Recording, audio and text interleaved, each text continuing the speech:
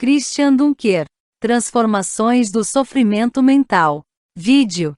A sociedade moderna recebeu diversas alcunhas para descrever alguns aspectos sociais, políticos, econômicos, culturais que se tornaram mais evidentes em um determinado momento histórico.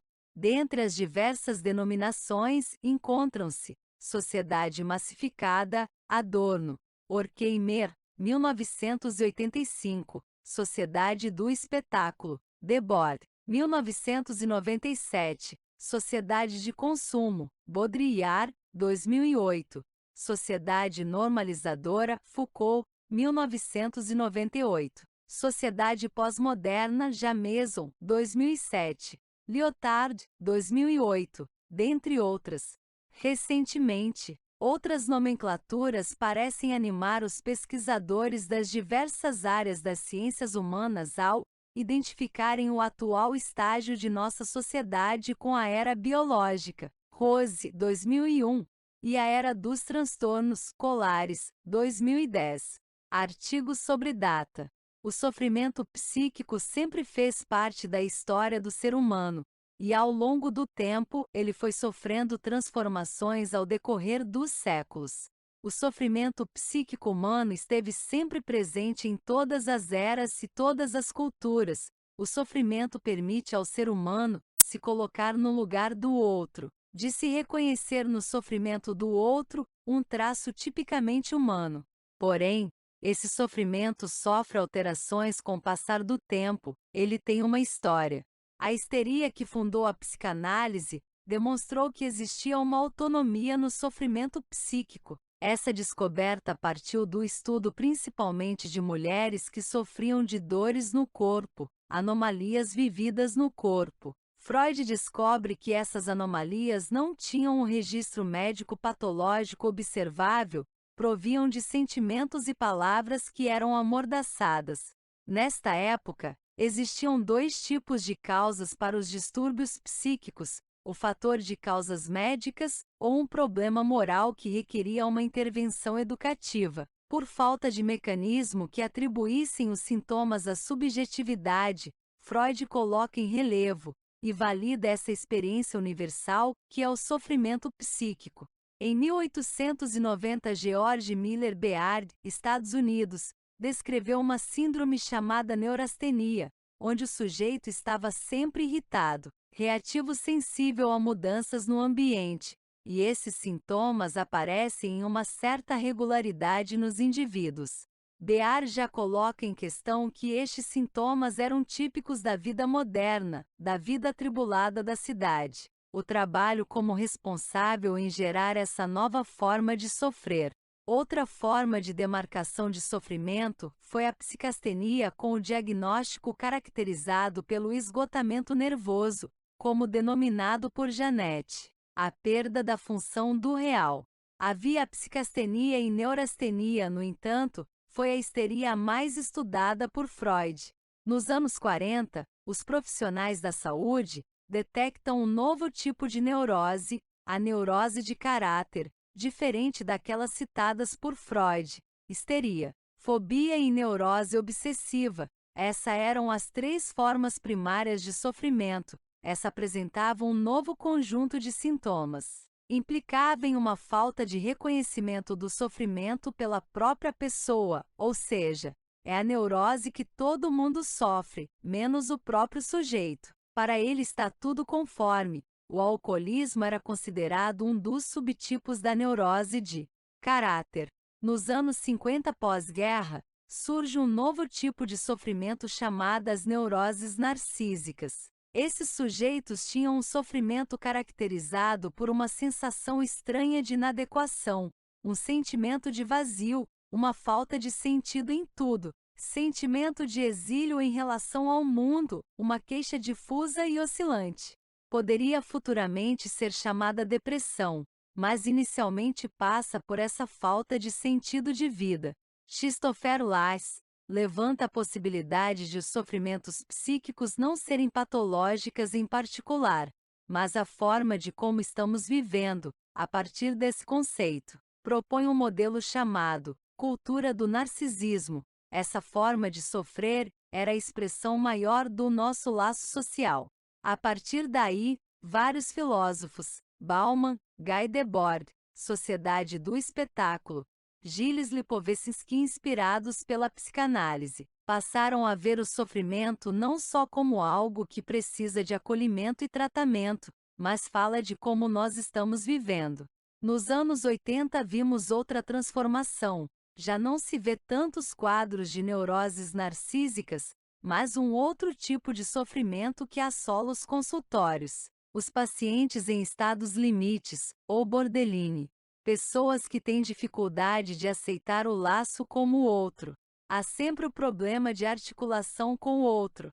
Nos anos 2000, essas formas de sofrer se catalisaram em torno das depressões, pânico, anorexia, etc. Há várias formas pragmáticas de sofrer e, ao longo do tempo, vão se transformando. Diz respeito às transformações sociais, de trabalho, familiar e relações consigo mesmo. À medida que o mundo se transforma, novos olhares são lançados sobre o tipo de sofrimento.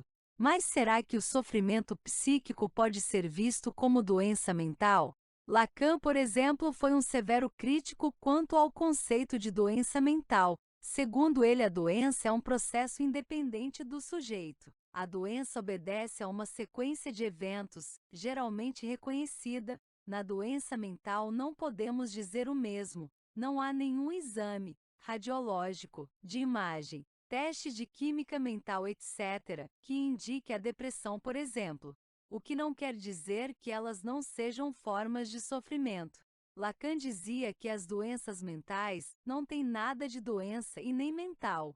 Clinicamente, um sintoma aparece quando tem algo que precisa ser feito, precisa ser transformado, algo que se coloca imperativamente para um sujeito, ou seja, algo se impõe para o sujeito agir daquela forma e não de outra. Impede ele de fazer, não consegue fazer, não me deixo. Então, o que é posto como critério do sofrimento é a liberdade. O que o sujeito perde sobre a coerção. Não pode, tem que, é um fragmento da sua liberdade, as possibilidades de querer, de sonhar, etc. Se todo caso de sofrimento estiver em jogo, um fragmento da liberdade, então podemos dizer que o sofrimento é universal, é uma dimensão que nos toca a todos. Isso leva a uma questão: e os normais? A teoria diz que no fundo os normais são normalopatas, alusão excessiva à normalidade, um sujeito a altíssima disposição à adaptabilidade. No DSM-5 são 163 tipos de transtornos relacionados ao sofrimento mental. Difícil encontrar um sujeito que, de uma forma ou outra, apresente características citadas no DSM-5, podemos perceber que o normal é incomum. Há características dessas pessoas tidas normais. São pessoas chatas, vivem sem intensidade, sem desencontros, etc. Desenvolver novas formas de sofrer de antigos sintomas. Todo sofrimento depende do seu modo de expressão. A forma de como a gente fala do que sofre, muda o que sofre. Assim, Lacan vai dizer que a neurose é um mito, expressão falada, do indivíduo, um mito individualizado. Assim como o romance familiar, típica tragédia grega, também é uma narrativa. Hipócrates, há 300 a.C., já descrevia um quadro de sofrimento chamado melancolia, que se assemelha às formas atuais de sofrimentos. Apresenta-se uma permanência na experiência, mas não conseguir nomear conclusivamente, que permita que nos reconheçamos nele no século III a.C. Não conseguimos nomear exatamente isso que se repete. Freud vai nomear como mal-estar *beragem, desconforto, sem lugar. Cada vez que se dá um nome a um mal-estar, ele muda, vira um sofrimento. Descrever o sofrimento em narrativa, ele vira sintoma.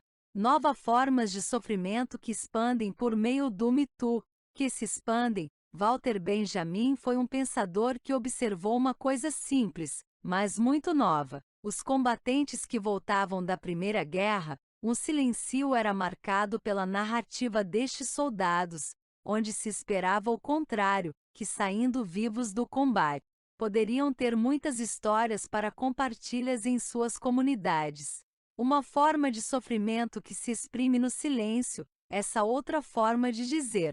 Catherine Malabou propõe para esta situação a noção de subjetividade pós-traumática, cuja expressão de sofrimento seria semelhante a lesões cerebrais, como afasias e demências.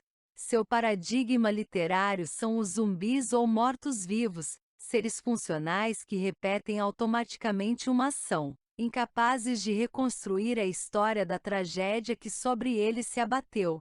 Parecem seres que perderam a alma e cujo sofrimento aparece em meio a mutismos seletivos, fenômenos psicossomáticos e alexietimias, dificuldade de perceber sentimentos e nomeá-los.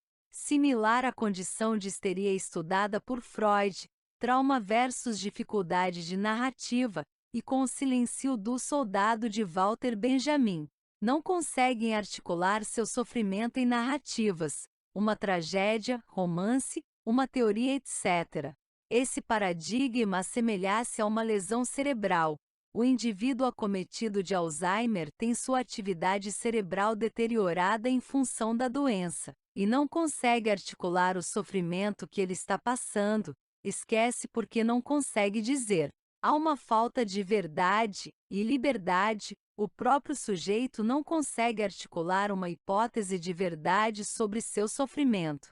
Seu paradigma literário são os zumbis ou mortos-vivos, seres funcionais que repetem automaticamente uma ação, incapazes de reconstruir a história da tragédia que sobre eles se abateu. Parecem seres que perderam a alma e cujo sofrimento aparece em meio a mutismos seletivos, fenômenos psicossomáticos e alexietimias, dificuldade de perceber sentimentos e nomeá-los.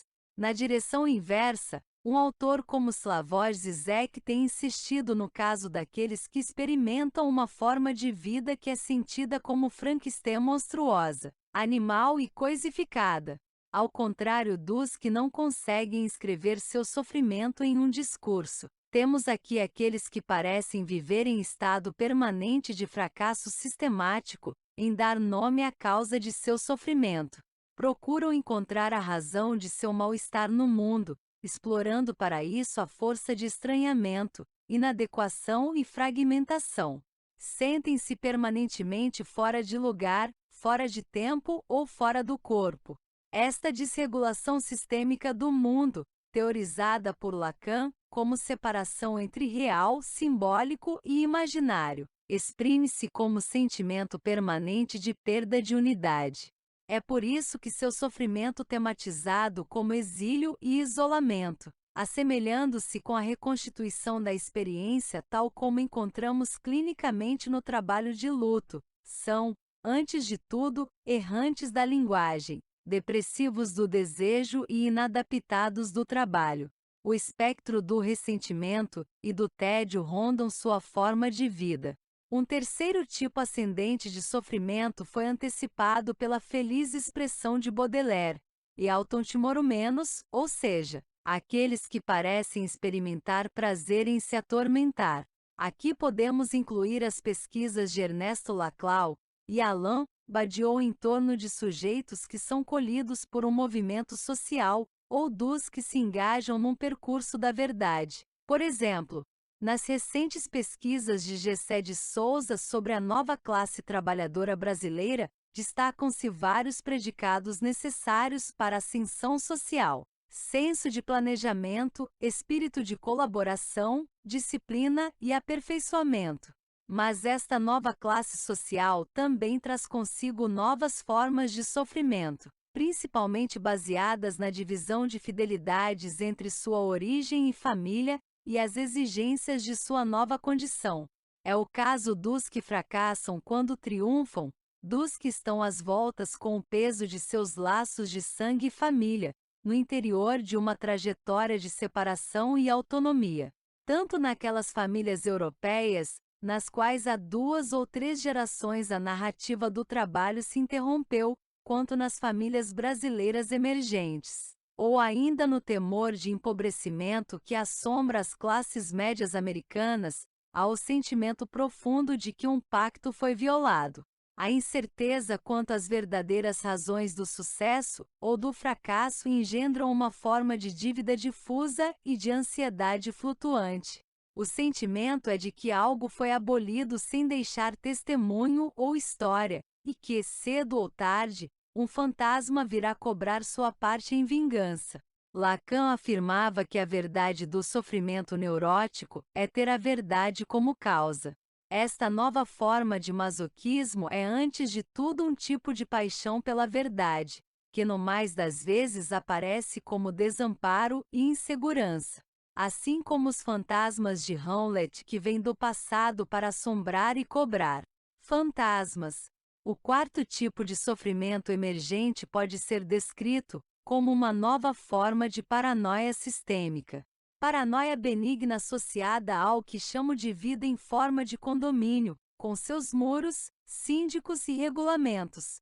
Trata-se de um tipo de sofrimento baseado no medo permanente de um objeto intrusivo e anômalo, capaz de perturbar a paz administrada, cujo preço é uma vida cética e vigiada. A paranoia sistêmica floresce abundante no mundo corporativo, institucional e nos estados de exceção descritos por Giorgio Agamben. Ela cria e mantém o sofrimento derivado da segregação, como o bullying, da purificação, como o higienismo do corpo belo ou saudável, e do controle sobre o gozo do próximo, como nas homofobias e demais formas de intolerância. A paranoia é um sintoma de excesso de identidade, por isso ela interpreta o gozo do outro como perturbador, justificando a violência persecutória. É assim, por um processo de autoconfirmação, que se cria um outro traidor do ciumento, o outro impostor do erotomaníaco, o outro invejoso do megalomaníaco. Curiosamente, são estas as formas de vida mais propensas ao uso de substâncias dopantes para aumentar a produtividade, para anestesiar a experiência de si, para substituir a hermenêutica discursiva de si por uma vivência sensorial individualizada. Por isso podemos associar esta quarta forma de sofrimento às narrativas de vampiros, nas quais o tema da mistura e do domínio, da sedução e do controle surge em primeiro plano. Os vampiros. Temos então dois grupos. Os zumbis e os Frankensteins sofrem com a falta de experiências produtivas de indeterminação, pois para eles os processos de racionalização aparecem como vazio indiferente ou como uma experiência caótica de si e do mundo. Já os fantasmas e vampiros, ao contrário, sofrem com o excesso de experiências improdutivas de determinação, ou seja, é como se acreditassem demasiadamente nos processos de simbolização e subjetivação que regulam os diferentes regimes de verdade. Tudo se passa como se para os primeiros o real aparecesse como impossível e para os segundos como contingência. Se os fantasmas e vampiros estão questionando os fundamentos totêmicos da autoridade, os zumbis e Frankensteins estão mais próximos daquilo que o antropólogo brasileiro Viveiros de Castro chamou de perspectivismo ameríndio, ou seja, uma cultura na qual a identidade não é tratada como um fato de origem e onde a experiência de reconhecimento está sujeita a elevados níveis de indeterminação. Tais tipos clínicos sejam apenas identificações, ou seja, formas narrativas, mais ou menos coletivas, pelas quais a experiência de sofrimento pode se incluir em discursos constituídos. Questão relevante porque a inclusão discursiva de uma forma de sofrimento é o que permite que ela seja reconhecida, tratada e localizada em um registro moral ou jurídico, clínico ou político, literário ou religioso. Sofrimentos que não se enquadram nos discursos constituídos são frequentemente tornados invisíveis, derrogados de sua verdade, como uma palavra amordaçada. Se toda forma de sofrimento encerra a teoria de sua própria causa, podemos ver como a narrativa da perda da alma é, no fundo, uma versão atualizada do que Lacan pensou com sua tese do sintoma como alienação ao desejo do outro, mas agora uma alienação zumbi. afeita a nossa forma mutante de produção e consumo. A narrativa frankensteiniana da desregulação sistêmica e da perda da unidade retoma a tese lacaniana de que o sintoma é efeito, e também causa, do desmembramento entre real, simbólico e imaginário. Também a narrativa neomasoquista da violação do pacto simbólico de origem com seu retorno fantasmático retoma as teses sobre a negação em curso no interior do drama edípico, e particularmente da castração. Finalmente, a narrativa paranoica, em torno da existência de objetos intrusivos, que se infiltram por entre muros e regulamentos, confirma que todo sintoma contém uma satisfação paradoxal que Lacan chamou de gozo. Quando a clínica lacaniana chegou ao Brasil nos anos 1980, um de seus motes principais era a substituição das extensas narrativas realísticas sobre a infância e seus meandros rememorativos pela agilidade simbólica dos significantes fundamentais. Hoje parece haver um movimento pelo qual os psicanalistas se perguntam como facultar que certos pacientes se tornem, novamente, capazes de bem narrar suas experiências de sofrimento. A psicopatologia lacaniana prometia inicialmente distinções fortes e seguras entre psicose, neurose e perversão.